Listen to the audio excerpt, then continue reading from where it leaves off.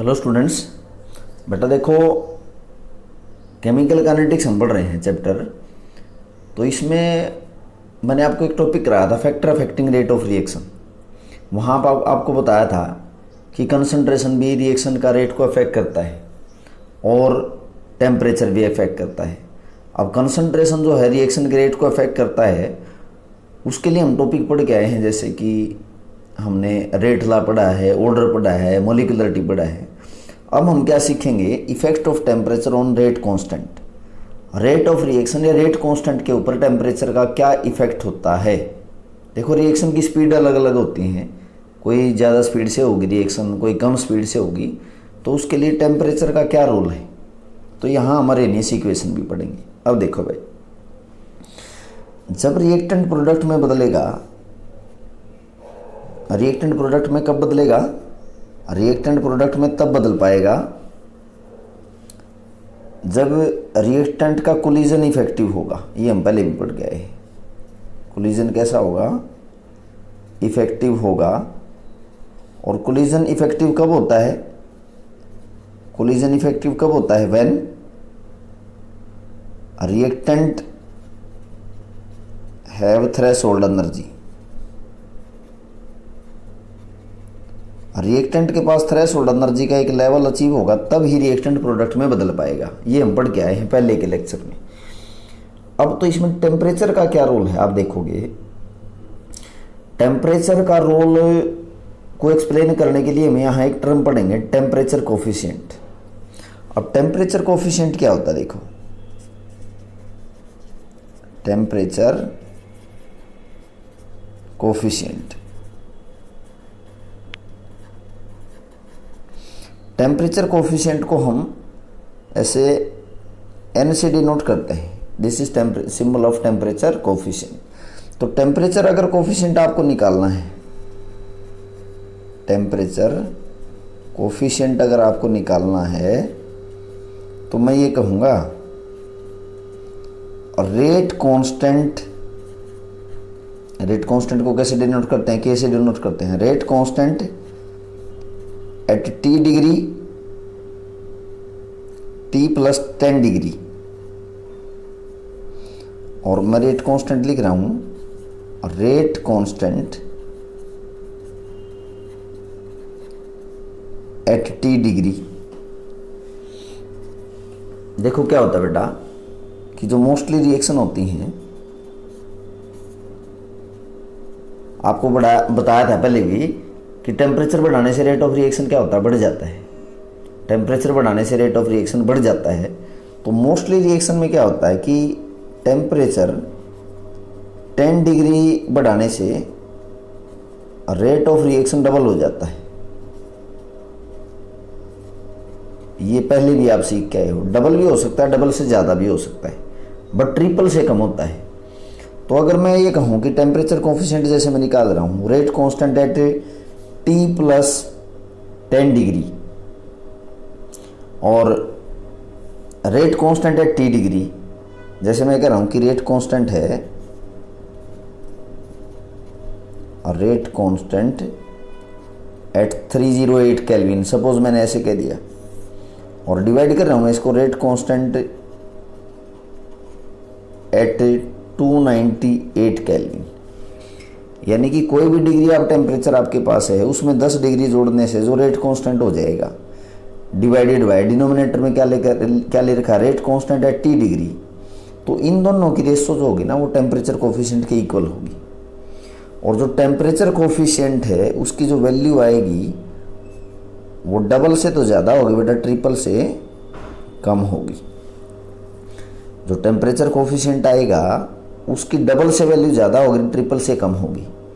और temperature coefficient होता क्या है, रेट कांस्टेंट जो K से डिनोट करते हैं, रेट कांस्टेंट किसी भी T डिग्री पे और 10 डिग्री उसमें हम जोड़ देंगे। जैसे कि अगर मैं कहूँ 298 प्लस 10 कितना होगा बेटा, 308 नहीं हो गया। तो 298 में मैंने 10 डिग्री जोड़ दिया तो कितना हो गया, 308, और डिवाइडेड बाय 298 केल्विन। तो यहाँ रेट कांस्टेंट की वैल्यू पुट करी जाएंगी। यहाँ क्या पुट करी जाएगी, रेट कांस्टेंट की वैल्यू पुट करेंगे न्यूमरेटर में और डिनोमिनेटर में। तो इन दोनों की जो रेशो होगी ना, वो टेम्परेचर कोफिशिएंट है। और टेम्परेचर कोफिशिएंट की वैल्यू मैंने कहा है कि डबल से ज़्यादा और ट्रिपल से कम होगी। तो ये तो बात है भाई टेम्परेचर कोफिशिएंट की। आगे इसको हम स्टेप बाय स्टेप डिस्कस करेंगे। अब देखो क्या होता है, मैंने कहा कि रिएक्टेंट प्रोडक्ट में बदलेगा। अब रिएक्टेंट प्रोडक्ट में बदलेगा तो रिएक्टेंट आपस में क्या करते हैं, कोलाइड करते हैं। और रिएक्टेंट कोलाइड करें और इनका कोलिजन कैसा हो, इफेक्टिव कोलिजन। कई बार मैं बता चुका हूं कि जब रिएक्टेंट का कोलिजन इफेक्टिव होगा ना, तभी रिएक्टेंट प्रोडक्ट में बदल पाएगा। और कोलिजन इफेक्टिव कब होता है, जब रिएक्टेंट के पास एक मिनिमम एनर्जी का लेवल हो, जिसको हम थ्रेशोल्ड एनर्जी बोलते हैं, तभी कोलिजन इफेक्टिव होगा और तभी रिएक्टेंट प्रोडक्ट में बदल पाएगा। अब जैसे मैं कह रहा हूँ कि रिएक्टेंट आपस में कोलाइड कर रहे हैं, तो रिएक्टेंट आपस में कोलाइड कर रहे हैं तो रिएक्टेंट की कुछ काइनेटिक एनर्जी भी होगी। Reactant have some kinetic energy, reactant की कुछ काइनेटिक एनर्जी भी होगी किसी पार्टिकुलर टेम्परेचर पे जिस पे वो मूव करेंगे। अब मान लिया किसी कंटेनर में भाई यहाँ पे बहुत सारे मॉलिक्यूल हैं, सपोज इसमें मैं कह रहा हूँ कि 100 मॉलिक्यूल है। सपोज एक कंटेनर में 100 मॉलिक्यूल है रिएक्टेंट जो कि प्रोडक्ट में बदलेंगे। अब ऐसा तो है नहीं कि जो 100 के 100 मॉलिक्यूल 100 मॉलिक्यूल सारे एक जैसी काइनेटिक एनर्जी से मूव कर रहे होंगे किसी कांस्टेंट टेम्परेचर पे। हो सकता है कुछ मॉलिक्यूल एक जैसी काइनेटिक एनर्जी से मूव कर रहे हों, कुछ एक जैसी से मूव कर रहे हों। जैसे मैं कह रहा हूँ कि 100 मॉलिक्यूल है, 100 मॉलिक्यूल में से 20 मॉलिक्यूल ऐसे हैं जो सेम काइनेटिक एनर्जी से मूव कर रहे हैं, और 30 मॉलिक्यूल ऐसे हैं जो सेम काइनेटिक एनर्जी से मूव कर रहे हैं, और जैसे कि 50 मॉलिक्यूल ऐसे हैं जो सेम काइनेटिक एनर्जी से मूव कर रहे हैं। यानी कि 100 टोटल रिएक्टेंट के मॉलिक्यूल हैं, इनमें से 20 मॉलिक्यूल ऐसे हैं जो एक जैसी काइनेटिक एनर्जी से मूव कर रहे हैं किसी कांस्टेंट टेम्परेचर पे, 30 मॉलिक्यूल ऐसे हैं जो सेम काइनेटिक एनर्जी से मूव कर रहे हैं। बट इन 20 की और इन 30 की काइनेटिक एनर्जी अलग अलग है, और इनके पास 50 मॉलिक्यूल की काइनेटिक एनर्जी एक जैसी है। तो ये मैंने डिवाइड कर दिया 100 मॉलिक्यूल से। तो यहाँ कहने का मतलब ये है बेटा कि जैसे रिएक्टेंट के मॉलिक्यूल होंगे ना किसी कांस्टेंट टेम्परेचर पे, उनकी काइनेटिक एनर्जी एक जैसी थोड़ी होगी। जैसे 20 की एक जैसी है, बट इन 20 की 30 से तो अलग है ना, और इन 30 मॉलिक्यूल की 50 मॉलिक्यूल से अलग काइनेटिक एनर्जी है।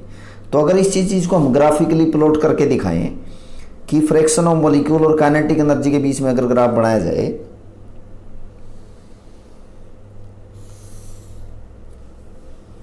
ये है रिएक्टेंट की kinetic energy,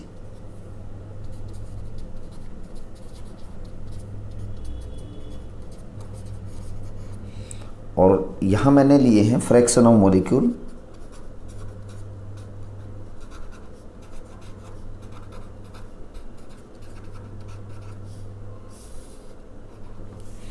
fraction of molecule जैसे लिए हैं कि मैंने वाई एक्सिस पे, और काइनेटिक एनर्जी को जैसे लिया है एक्स एक्सिस पे, और ग्राफ प्लॉट करें।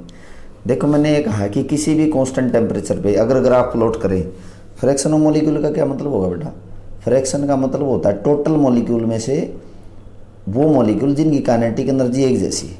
देखो अगर किसी कांस्टेंट टेम्परेचर पे मैं ग्राफ प्लॉट करता हूँ ना, तो काइनेटिक एनर्जी का डिस्ट्रीब्यूशन मैं दिखा रहा हूँ यहाँ पे, कुछ इस तरह का ग्राफ आता है। जैसे आप देखोगे तो मैं ये कह रहा हूँ यहाँ से समझना, इस ग्राफ से काइनेटिक एनर्जी को लिए एक्स एक्सिस पर, ये है fraction of molecule. Fraction of molecule समझते हो, जैसे कि अगर मैं कह दूँ कि 20/100 तो ये फ्रैक्शन ऑफ मॉलिक्यूल आ गया, 30/100, 50/100। तो मैं ये कह रहा हूँ अब देखना किसी पार्टिकुलर कांस्टेंट टेम्परेचर पे, किसी पार्टिकुलर कांस्टेंट टेम्परेचर पे, यहाँ से देखो आप ग्राफ से एक बार, ये तो काइनेटिक एनर्जी है और ये फ्रैक्शन ऑफ मॉलिक्यूल है। यानी कि आप देखोगे इतने मॉलिक्यूल की काइनेटिक एनर्जी ये रहेगी। ग्राफ से तो हमें यही पता लगता है। आगे देखो फिर इतने फ्रैक्शन ऑफ मॉलिक्यूल, देखो ग्राफ से इस वाई एक्सिस पे इतने फ्रैक्शन ऑफ मॉलिक्यूल की काइनेटिक एनर्जी ये रहेगी। अब जैसे मैं इस पीक पॉइंट पे चला जाऊँ, इस पीक पॉइंट पे चला जाता हूँ, तो इस किसी कांस्टेंट टेम्परेचर के ऊपर, टी टेम्परेचर के ऊपर, ये देखो fraction of molecule Y axis पे, तो ये उन मॉलिक्यूल की संख्या होगी जिनकी काइनेटिक एनर्जी इतनी है। तो ये तो मैक्सिमम नहीं होगी बेटा, क्योंकि उसके बाद पीक तो देखो डाउनवर्ड जा रहा है ग्राफ आपका। तो ये पीक पॉइंट क्या बताता है, ये पीक पॉइंट उन मॉलिक्यूल की संख्या बताता है जिनकी काइनेटिक एनर्जी एक जैसी है, और इसको हम मोस्ट प्रोबेबल काइनेटिक एनर्जी बोलते हैं। और ऐसी kinetic energy, most probable kinetic energy आप केमिस्ट्री में लास्ट ईयर भी पढ़ के आए हो और फिजिक्स में भी पढ़ के आए हो। तो ये आपकी क्या है, मोस्ट प्रोबेबल काइनेटिक एनर्जी है। यानी कि किसी कांस्टेंट टेम्परेचर पे ये उन मॉलिक्यूल की संख्या है जिनकी काइनेटिक एनर्जी एक जैसी है। ये तो मॉलिक्यूल्स की संख्या हो जाती है, ये काइनेटिक एनर्जी। तो ये मोस्ट प्रोबेबल स्पीड है। उसके बाद तो देखोगे कि आप ये ग्राफ ऐसे डाउनवर्ड जा रहा है ग्राफ, उसमें आप देखोगे कि फ्रैक्शन ऑफ मॉलिक्यूल डिक्रीज होते रहेंगे। यहाँ फ्रैक्शन ऑफ मॉलिक्यूल बढ़ते जा रहे हैं, यहाँ फ्रैक्शन ऑफ मॉलिक्यूल फिर डिक्रीज होंगे। अब जैसे मैंने ये कह दिया बेटा कि ये ए पॉइंट है, ए पॉइंट वो है जिस पे मैं ये कह सकता हूँ कि रिएक्टेंट की जो एनर्जी है ना वो थ्रेशोल्ड एनर्जी के इक्वल है। ए पॉइंट पे मैं ये कह रहा हूँ कि रिएक्टेंट की मॉलिक्यूल थ्रेशोल्ड एनर्जी के इक्वल है। This point A represent threshold energy. अब मैंने इस पोर्शन को ना कुछ यहाँ पे जैसे शेड कर दिया, जैसे शेडेड पोर्शन हो गया। तो ये शेडेड पोर्शन आपको क्या बता रहा है, ये शेडेड पोर्शन जैसे मैंने लिख दिया ए बी सी डी, ये शेडेड पोर्शन आपको ये बता रहा है कि जो टोटल मॉलिक्यूल है ना किसी कंटेनर में रिएक्टेंट के, उनमें से सिर्फ ये मॉलिक्यूल ही रिएक्टेंट के प्रोडक्ट में बदल पाएंगे, क्योंकि इतने मॉलिक्यूल ही इफेक्टिव कोलिजन शो करेंगे, क्योंकि इतने मॉलिक्यूल की एनर्जी ही थ्रेशोल्ड एनर्जी के इक्वल है। तो ये जो शेडेड पोर्शन ये आपको क्या दिखा रहा है, यहाँ पे लिख देता हूँ मैं, शेडेड पोर्शन आपको क्या दिखा रहा है बेटा, molecules whose energy is more than threshold energy। TE लिख देता हूँ, TE क्या है, थ्रेशोल्ड एनर्जी। यानी कि इतने मॉलिक्यूल ही रिएक्टेंट के प्रोडक्ट में बदल पाएंगे, क्योंकि इतने मॉलिक्यूल ही इफेक्टिव कोलिजन शो करते हैं, जो शेडेड पोर्शन में मैंने दिखाए। देखो फ्रैक्शन ऑफ मॉलिक्यूल, क्योंकि इतने मॉलिक्यूल की ही एनर्जी थ्रेशोल्ड एनर्जी के इक्वल है। अब मैं क्या करूँगा, टेम्परेचर बढ़ाऊंगा, क्योंकि हम रोल तो टेम्परेचर का पढ़ रहे हैं ना। अब जैसे ही मैंने टेम्परेचर बढ़ाया, जैसे T डिग्री टेम्परेचर था यहाँ पे, मैंने क्या करा कि टेम्परेचर बढ़ा दिया, तो ये ग्राफ देखो कुछ इस तरह से बदल गया।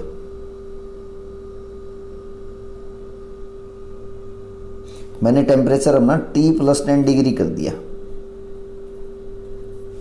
T+10 डिग्री, यानी कि 10 डिग्री टेम्परेचर बढ़ा दिया, तो ये ग्राफ बदल गया। इसमें ग्राफ बदल रहे तो आप देखोगे ग्राफ में क्या बदला भाई, ग्राफ में आप देखोगे कि ये जो शेडेड पोर्शन है ना, अब ये जो शेडेड पोर्शन था, मैं इस शेडेड पोर्शन को अब बढ़ा रहा हूँ।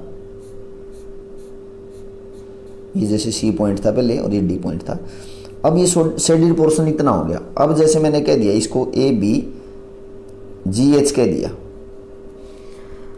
तो अब आप देखोगे कि जब टेम्परेचर आपने पहले T डिग्री था, फिर 10 डिग्री बढ़ा दिया, ये ग्राफ ऐसे इस तरह से हो गया।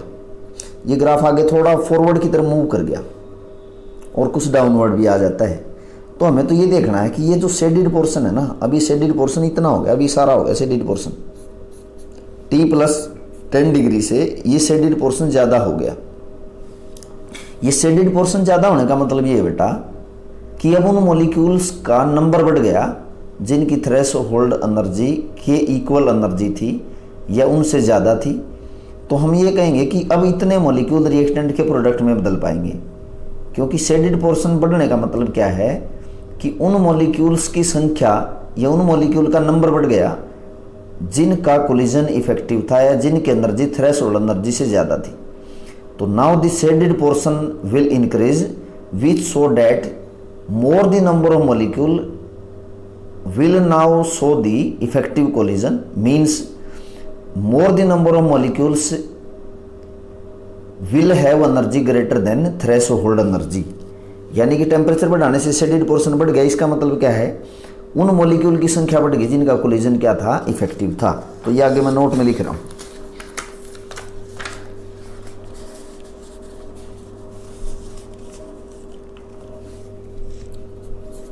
by increase of temperature,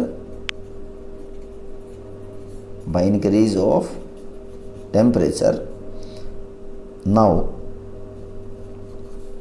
shaded portion increases, which show that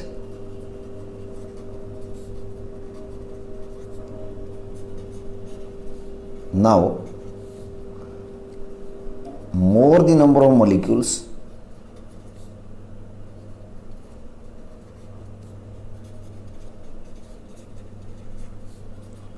will show effective collision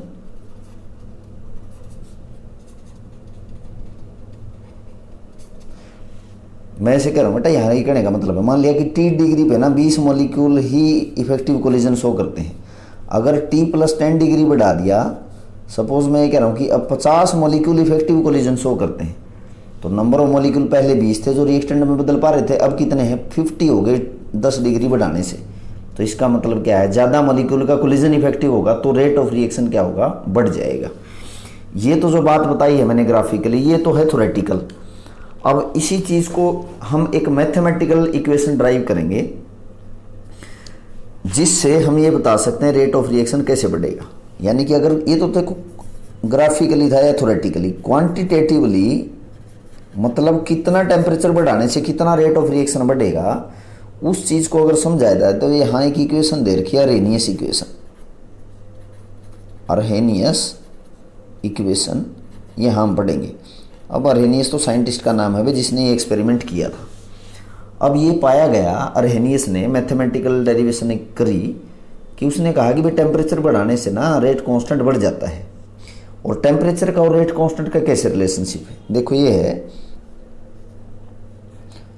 जो रेट कांस्टेंट होता है ना वो डायरेक्टली प्रोपोर्शनल है, ये आपका एक्सपोनेंशियल फैक्टर है, minus E is the exponential factor minus E A over R T. ये इसको मैं ऐसे भी लिख सकता हूँ कि जो रेट कांस्टेंट है K that is equal to A x e is the exponential factor minus E A over R T. और ये ए क्या है, ए प्रोपोर्शनलिटी कांस्टेंट है, rate constant is directly proportional to the e की power exponential है minus E A over R T. और ये A क्या है बेटा, प्रोपोर्शनलिटी कांस्टेंट है। ए इज प्रोपोर्शनलिटी कांस्टेंट, जिस ए को हम क्या बोलते हैं, प्री एक्सपोनेंशियल फैक्टर बोलते हैं। ए इज प्री एक्सपोनेंशियल फैक्टर। ये ई क्या है बेटा, एक्सपोनेंशियल फैक्टर है, ये ए क्या है, प्री एक्सपोनेंशियल फैक्टर है, जिसको हम क्या बोलते हैं, is known as frequency factor, जिसको हम क्या बोलते हैं, फ्रीक्वेंसी फैक्टर है। और देखो इस फ्रीक्वेंसी फैक्टर का मतलब समझना कि मान लिया मैं ये कह रहा हूँ, ये ना इसमें कोई रिएक्शन हो रही है कि ए यहाँ पे रिएक्टेंट है, और जैसे मैं कह रहा हूँ कि इस कंटेनर का वॉल्यूम 1 लीटर है, तो जब रिएक्टेंट प्रोडक्ट में बदलेंगे, ए आर रिएक्टेंट, जब ये प्रोडक्ट में बदलेंगे, ये रिएक्टेंट प्रोडक्ट में बदलेंगे तो आपस में टकराएंगे ना। ये मैं ये कह रहा हूँ कि जो बाइनरी कोलिजन होता है, दो मॉलिक्यूल आपस में टकराएंगे, तो 1 सेकंड में कितने बाइनरी कोलिजन होते हैं पर लीटर, वो फ्रीक्वेंसी फैक्टर होता है।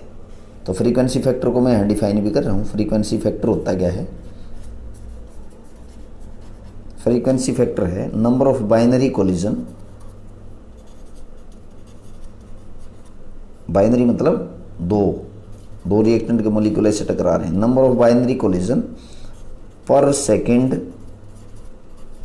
पर लीटर। 1 लीटर सॉल्यूशन है या 1 लीटर आपका वॉल्यूम है किसी कंटेनर का, उसमें 1 सेकंड में कितने कोलिजन होते हैं, उसको हम क्या बोलते हैं, फ्रीक्वेंसी फैक्टर बोलते हैं। अब देखो भाई, इसमें जो ये वाला फैक्टर है, ये जो लिखा है, इसका क्या मतलब है। ये जो फैक्टर है exponential factor minus E A over R T, ध्यान से समझना बेटा।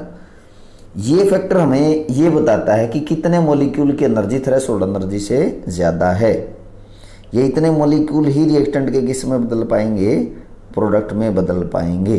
तो ये मैं कह रहा हूँ कि ये जो फैक्टर यहाँ पे लिखा है, ध्यान से समझ लेना, ये हमें क्या बताता है, showing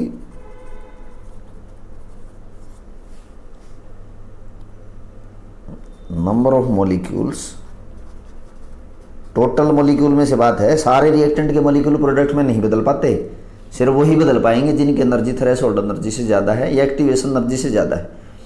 showing the number of molecules whose energy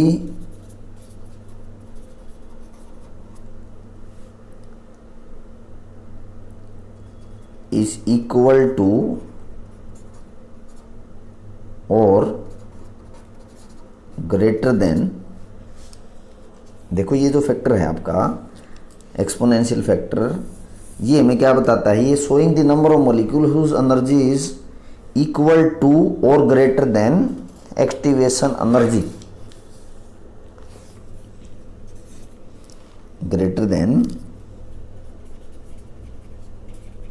activation energy.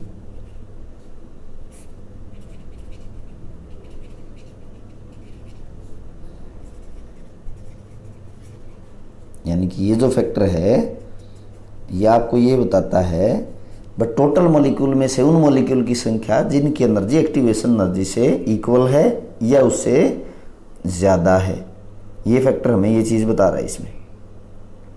यानी कि हम ये भी लिख सकते हैं कि ये तो number of molecules having energy E, किस में से, टोटल नंबर ऑफ मॉलिक्यूल्स। मान लिया भाई 100 मॉलिक्यूल है, 100 मॉलिक्यूल में से 30 ही मॉलिक्यूल रिएक्टेंट के प्रोडक्ट में बदल पाते हैं। तो ये चीज़ आपको क्या बता रही है, ये फैक्टर बता रहा है आपको एक्सपोनेंशियल फैक्टर। अब देखो भाई यहाँ पे ई ए क्या है बेटा, ये ई तो एक्सपोनेंशियल फैक्टर, ई ए क्या है, activation energy, E A is the activation energy. और एक्टिवेशन एनर्जी क्या है वो लास्ट वाले लेक्चर में हम डिस्कस करके आए हैं। आर यहाँ पे क्या है, गैस कांस्टेंट है, जैसे जिसकी वैल्यू होती है 8.314 जूल पर केल्विन पर मोल। और टी यहाँ पे है टेम्परेचर। तो यहाँ से क्या कर सकते हैं जी, हम एक्टिवेशन एनर्जी निकाल सकते हैं। अब देखो आपको लिखा गया है, मैंने जैसे बताया, अरेनियस ने एक इक्वेशन दी है, K is equal to exponential factor minus E A over R T. This equation is known as Arrhenius equation. इसमें के रेट कांस्टेंट है, एक्सपोनेंशियल फैक्टर ई ए है, ए यहाँ पे एक्टिवेशन है, ई एनर्जी है, R gas constant, T temperature. This is Arrhenius equation. इसमें जो ये वाला फैक्टर है आपको बताया माइनस ई और आर टी, ये आपको क्या बताता है, अच्छा इसके साथ ये भी है प्री एक्सपोनेंशियल फैक्टर। इसमें जो ये ए है ये तो फ्रीक्वेंसी फैक्टर है, और ये क्या है, ये आपको ये चीज़ बता रहा है कि ये उन मॉलिक्यूल की संख्या है जो रिएक्टेंट प्रोडक्ट में बदल पाएंगे जिनकी एनर्जी एक्टिवेशन एनर्जी के इक्वल है या उससे ज़्यादा है। तो यहाँ से ना हम एक्टिवेशन एनर्जी निकाल सकते हैं भाई। ये जो इक्वेशन है इसके दोनों तरफ लॉगरिथम ले लो, ये जो इक्वेशन लिखी है इसके दोनों तरफ हम क्या ले लें, लॉगरिथम ले लें। Taking logarithm on both side, इसके दोनों तरफ अगर लॉगरिथम हम ले लें तो कैसे लिखूंगा मैं इसको, लिखूंगा मैं logarithm of K is equal to logarithm of A plus logarithm of E minus E A over R T. इसको ऐसे लिखा जाएगा। अब देखो भाई, तो बेटा लॉगरिथम में आप एक रूल पढ़ के आए होगी, logarithm of A into B क्या होता है, logarithm of A plus logarithm of B. देखो यहाँ पे ये था, ए के साथ ये प्रोडक्ट है इसका एक्सपोनेंशियल फैक्टर का, तो मैं अगर इसका लॉगरिथम लूँगा तो logarithm of K, logarithm A का plus logarithm of this factor, logarithm of e. अब देखो लॉगरिथम में एक रूल और है, लॉगरिथम ए की पावर बी, तो हम इसको कैसे लिखते हैं, बी लॉगरिथम ऑफ ए। बड़े अच्छे से आप फिजिक्स या मैथ में पढ़ के आए हैं रूल, तो इसको मैं कैसे लिखूंगा, logarithm of K is equal to logarithm of A, ये पावर आगे आ जाएगी minus E A over R T, और ये इसके साथ मल्टीप्लाई में बच गया लॉगरिथम ऑफ ई बच गया। लॉगरिथम ऑफ ई इसमें बच जाता है। अब देखो भाई लॉगरिथम ई की वैल्यू क्या होती है बेटा, लॉग ई की वैल्यू मैं यहाँ पे लिख रहा हूँ, लॉग ई की वैल्यू होती है 1 के इक्वल, यानी कि इस एक्सपोनेंशियल फैक्टर को ख़त्म करने के लिए ही हम लॉगरिथम लेते हैं। तो यानी कि ये इसको कैंसिल आउट कर देगा, लॉगरिथम एक्सपोनेंशियल फैक्टर को कैंसिल आउट कर देता है। हम ये कहेंगे लॉगरिथम ई की वैल्यू कितनी होती है, 1 होती है।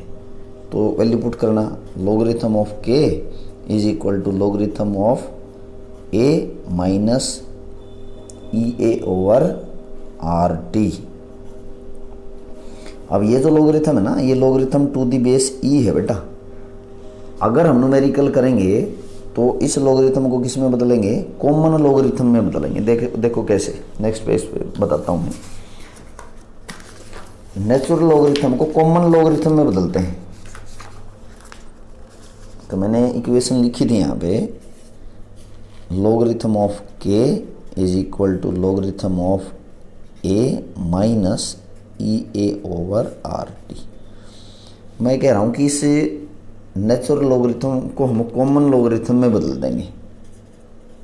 कन्वर्ट नेचुरल लॉगरिथम ln को हम किस में बदलेंगे, इनटू कॉमन लॉगरिथम।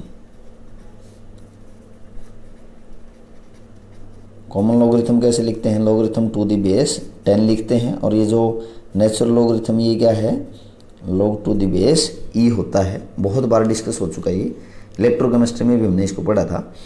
तो लॉग ई को लॉग 10 में बदलते हैं तो किस फैक्टर से मल्टीप्लाई करते हैं बेटा, 2.303 इस फैक्टर से मल्टीप्लाई करेंगे। तो इसको मैं कैसे लिखूंगा, देखो अब logarithm of K is equal to logarithm of A minus E A over 2.303 R T. अब देखो ये समझना कि ये आया कैसे है, ये 2.303 आर टी मैंने लिखा कैसे है। ये स्टेप यहाँ बता रहा हूँ मैं आपको, जैसे मैंने लिखा है यहाँ पे, चलो यहीं बता देता हूँ, ये जगह कम पड़ जाएगी बेटा इधर। इसको चाहे आप लिखो या छोड़ सकते हो। देखो ये जो मैंने लिखा है ये वैल्यू, तो ये इसको मैं लिखूंगा कैसे, मैंने दोनों तरफ इसको नेचुरल लॉगरिथम को इसमें बदल दिया। तो मैं क्या करूँगा, 2.303 log K is equal to 2.303 log A minus, इसको भी भूल जाओ एक बार आप, इधर देखो नेचुरल लॉगरिथम को मैंने किस में बदल दिया, लॉग टू द बेस 10 में, minus E A over R T. अब देखो भाई मैंने जो लिखा है 2.303 logarithm of K is equal to 2.303 logarithm of A. तो मैं क्या करूं, ये जो इक्वेशन लिखी, ये जो माइनस साइन के साथ ये वैल्यू लिखी है, मैं इसको क्या करूं, 2.303 से मल्टीप्लाई कर दूं और 2.303 से डिवाइड कर दूं, तो कोई फ़र्क नहीं पड़ेगा। मैंने क्या करा, जो ये वैल्यू थी माइनस ई ए और आर टी, मैंने 2.303 से मल्टीप्लाई कर दिया, 2.303 से डिवाइड कर दिया। तो मैं लिख रहा हूँ इसको 2.303 के logarithm of K is equal to, यहाँ से कॉमन निकाल लें हम 2.303 क्या बच गया अंदर, logarithm of A minus E ए बच गया, और नीचे क्या है, नीचे है 2.303 आर टी। तो ये 2.303 है, ये 2.303, तो क्या बच गया बेटा, logarithm of K is equal to logarithm of A minus E A, ये यहाँ ई ए के बाय में है, ई ए और 2.303 R T.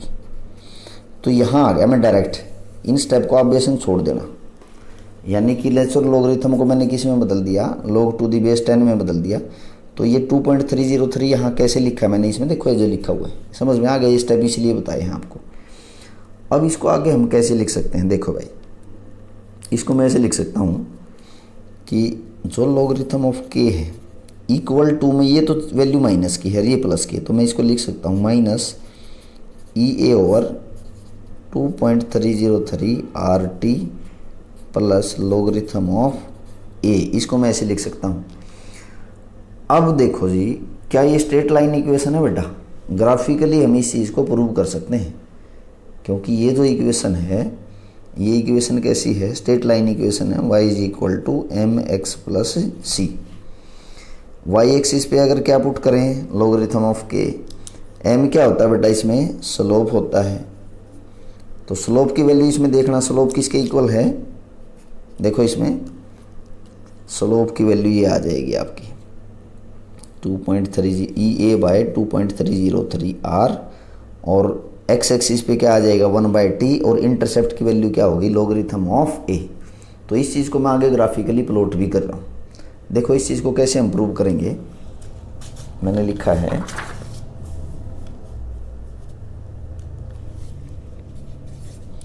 Logarithm of K is equal to minus E A over 2.303 R, T भी है ना, तो मैं लिख सकता हूँ 1/t प्लस लॉगरिथम ऑफ ए। मैंने ये कहा बेटा ये स्ट्रेट लाइन इक्वेशन है, y is equal to M x plus c. तो y एक्सिस पे क्या पुट करें, लॉगरिथम ऑफ के, और x एक्सिस पे क्या पुट करें, ये 1/t, और ये जो ई ए बाय 2.303 आर है, ये क्या आ जाएगा आपका स्लोप आ जाएगा। यानी कि अगर ग्राफिकली आप इसको प्लॉट करो तो y एक्सिस पे हम क्या पुट करें, लॉगरिथम k की वैल्यू पुट करें, और k क्या होता है बेटा रेट कांस्टेंट, और x एक्सिस पे हम क्या पुट करें 1/t पुट करें। तो स्लोप की वैल्यू देखना भाई, स्लोप की वैल्यू किसके इक्वल है, ये है आपका स्लोप। तो this is the value of slope. Slope कैसा दिख रहा है बेटा आपको, नेगेटिव स्लोप दिख रहा है, तो ये स्लोप की वैल्यू होगी। तो स्लोप की वैल्यू क्या है, स्लोप की वैल्यू है minus E A by 2.303 R. तो यहाँ जो स्लोप है ना, इसमें एक्टिवेशन एनर्जी आती है आपकी बिल्कुल। तो हम क्या कर सकते हैं कि स्लोप से एक्टिवेशन एनर्जी निकाल सकते हैं। तो स्लोप की क्या वैल्यू है भाई, स्लोप की वैल्यू है minus E A by 2.303 R, ये आपका स्लोप आ जाता है। तो मैं यहाँ पे नोट में लिख रहा हूँ, नोट में लिख रहा हूँ बेटा कि स्लोप से हम एक्टिवेशन एनर्जी निकाल सकते हैं। अगर हमें स्लोप पता लग जाए तो हम क्या निकाल सकते हैं, activation energy. So from slope, एक तो हमें स्लोप पता लग जाए और एक हमें गैस कांस्टेंट पता लग जाए, तो ये ई ए नहीं निकाल लेंगे। So from slope and gas constant we can calculate activation energy. Mathematical हम एक्टिवेशन एनर्जी निकाल सकते हैं, और आगे न्यूमेरिकल करेंगे तो निकालेंगे भी। एक्टिवेशन एनर्जी हम इसमें कैलकुलेट कर सकते हैं। अब देखो जी, एक तो ऐसे एक्टिवेशन एनर्जी निकाल सकते हैं, दूसरा इसको कैसे निकालेंगे। अगर मैं ये कह रहा हूँ कि ये जो इक्वेशन थी आपके पास, logarithm of K is equal to logarithm of A minus E A over R T. देखो शुरू में जो मैंने अरेनियस इक्वेशन लिखी थी ना, वो लिखी है log to the base E है। अब मैं ये कह रहा हूँ कि अगर टेम्परेचर बदलूंगा तो रेट कांस्टेंट नहीं बदलेगा, बिल्कुल बदल जाएगा। तो मैं कह रहा हूँ कि टेम्परेचर बदलने से रेट कांस्टेंट बदल जाएगा। कैसे समझेंगे इसको। सपोज मैं ये कह रहा हूँ एट ए टेम्परेचर T1 पर रेट कांस्टेंट की वैल्यू K1 है, और T2 टेम्परेचर पे रेट कांस्टेंट की वैल्यू K2 है। तो ये जो मैंने इक्वेशन लिखी थी, logarithm of K is equal to logarithm of K is equal to minus E A by R T plus logarithm of A, ये इक्वेशन लिखी थी मैंने। तो मैं ये कहूँगा कि T1 टेम्परेचर पे रेट कांस्टेंट की वैल्यू क्या है, K1 है। तो ln K1 is equal to logarithm of A minus E A over R T1 हम लिख सकते हैं। इस इक्वेशन को ऐसे लिख लो, ये लॉगरिथम ए पहले लिख दो, वैल्यू तो प्लस की है, ये माइनस की है। ये जैसे फर्स्ट इक्वेशन होगी, T1 टेम्परेचर पे रेट कांस्टेंट की वैल्यू K1 है, फ्रीक्वेंसी फैक्टर सेम रहेगा। Logarithm K2 is equal to logarithm of A minus E A over RT2, यानी कि T2 टेम्परेचर पे रेट कांस्टेंट क्या है, K2 है, जैसे दूसरी इक्वेशन होगी।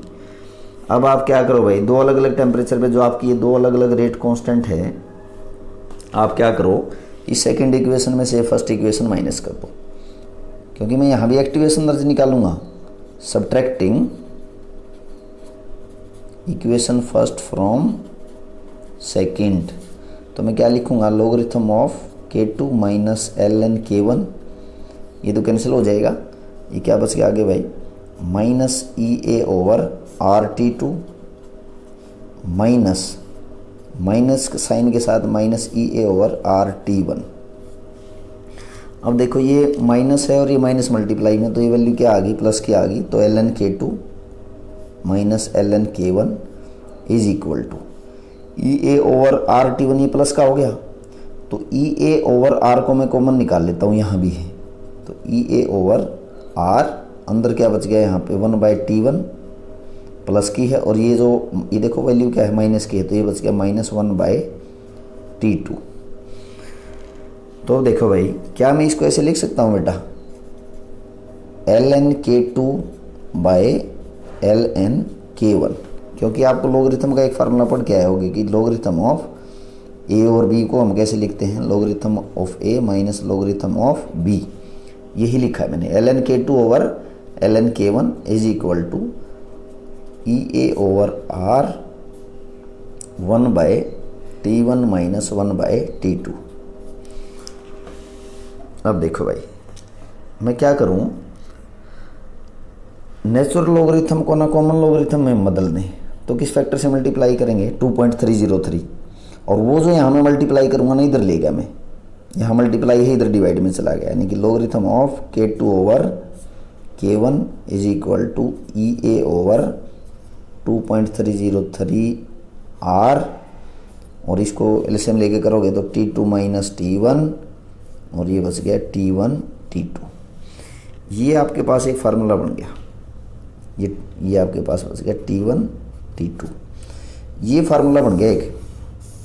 इसमें आप देखोगे कि दो अलग अलग टेम्परेचर पे दो अलग अलग रेट कांस्टेंट, तो अगर आपको T1 टेम्परेचर पे रेट कांस्टेंट K1 की वैल्यू पता हो और T2 टेम्परेचर पे रेट कांस्टेंट K2 की वैल्यू पता हो, ये वैल्यू पता हो, ये वैल्यू पता हो, तो हम क्या यहाँ से क्या कैलकुलेट कर लेंगे, एक्टिवेशन एनर्जी हम यहाँ से कैलकुलेट कर लेंगे, और कैलकुलेट करेंगे भी ऐसे न्यूमेरिकल, इसमें हम सीखेंगे।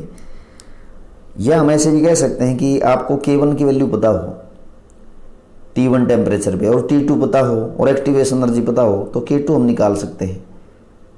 यानी कि ये जो पैरामीटर हैं K2 K1 T2 T1 और एक्टिवेशन एनर्जी, 5 पैरामीटर हैं, इनमें से आपको कोई भी 4 पैरामीटर पता है तो 5वां पैरामीटर तो हम इसमें से निकाल सकते हैं बड़ी आसानी से। तो बेटा इसमें जो ये टॉपिक आपको करवाया है इस इक्वेशन, इसमें जो फार्मूले यूज होंगे ना आपके न्यूमेरिकल्स में, वो मैं बता देता हूँ, क्योंकि नेक्स्ट लेक्चर में हम क्या सीखेंगे, फार्मूले बेस्ड न्यूमेरिकल ही सीखेंगे। एक तो फार्मूला ये यूज होता है, logarithm of K is equal to logarithm of K is equal to minus EA over 2.303 RT plus logarithm of A, ये है भाई। अब देखो, एक फार्मूला मैंने आपको ये बताया है कि एक तो फार्मूला ये हो गया फर्स्ट, एक सेकंड फार्मूला आपको बताया है, logarithm of K2 over K1 is equal to EA by 2.303 R T2 minus T1 T2, एक फार्मूला ये बताया है। तीसरा फार्मूला एक और देखो कि आपको फ्रैक्शन ऑफ मॉलिक्यूल निकालने हो ना, जिसकी एक्टिवेशन एनर्जी की इक्वल एनर्जी हो या उससे ज़्यादा हो, फ्रैक्शन ऑफ मॉलिक्यूल्स, कई बार ये न्यूमेरिकल भी आ जाता है, whose energy is equal to और ग्रेटर देन एक्टिवेशन एनर्जी।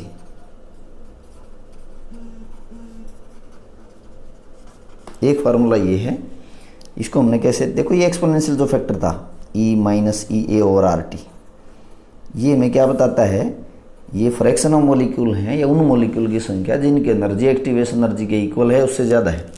तो इसको हम कैसे निकाल लेंगे भाई, मैं इसको निकाल लूँगा। मैं ये कहूँगा कि x जो है ना, x क्या है, वो मॉलिक्यूल है, इसके लिए मैंने x लिखा है। तो ये नंबर ऑफ मॉलिक्यूल हैं जिनकी एनर्जी एक्टिवेशन एनर्जी के इक्वल है, किसमें से, total number of molecule. NT है टोटल नंबर ऑफ मॉलिक्यूल, और N ही है इसमें number of molecule whose energy is equal to और greater than activation energy, that is equal to E minus EA over RT। यानी कि ये आपके वो फ्रैक्शन ऑफ मॉलिक्यूल हैं जो रिएक्टेंट प्रोडक्ट में बदलेंगे। इनको मैंने किसके इक्वल पुट करा है, जैसे x के इक्वल पुट कर लिया, x मान के मैं इनको निकाल लूँगा।